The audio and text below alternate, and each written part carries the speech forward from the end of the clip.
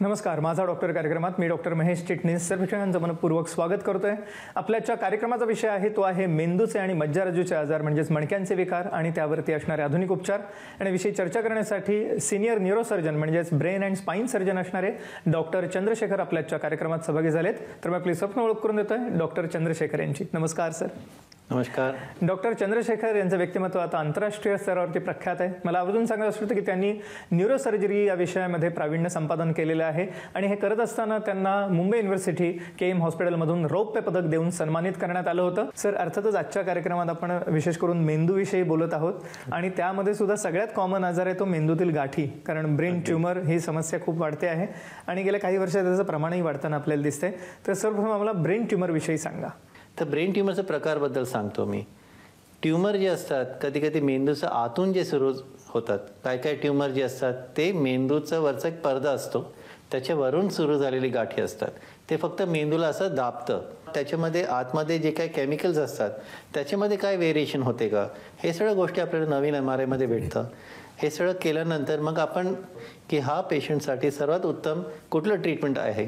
आता नोबल हॉस्पिटलमध्ये आमच्याकडे ट्यूमर बोर्ड म्हणून एक गोष्टी असतात। त्याच्यामध्ये जे काय जसं सर्जन आहेत आणि इतर जे डॉक्टर्स आहेत, आम्ही थोडंसं आपसात चर्चा करून त्याचं व्यवस्थित प्लॅनिंग करतो की नेमकं पुढचं स्टेप कसं घ्यायचं।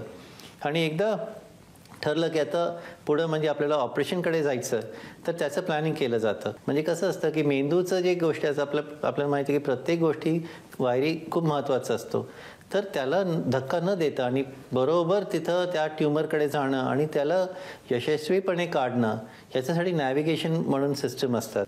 सर, या अनुषंगाने अर्थातच मला विचारायचं वाटतं की काही गुंतागुंतीचे सुद्धा ट्यूमर आपल्याकडे शस्त्रक्रियेसाठी येतात का आणि त्याचे उपचार आपण कसे करता? आपल्याला यशस्वीरीतीने रिझल्ट देण्यासाठी नवीन इक्विपमेंट टेक्नॉलॉजी जे म्हणतो त्याचं खूप उपयोगाचं ठरतो।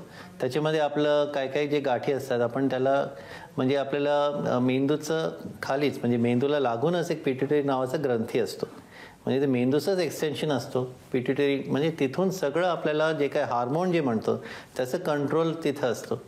त्यातलं ते गाठी असतात ते जे काही तयार झालेले असतात आणि जे काही रक्तवाहिनीला गुंतलेले असतात ते गाठी, तर ते जे गुंतागुंतीचं गाठ आहे त्याला व्यवस्थित काढण्यासाठी आपल्याकडे अत्याधुनिक एंडोस्कोप सिस्टम आहे।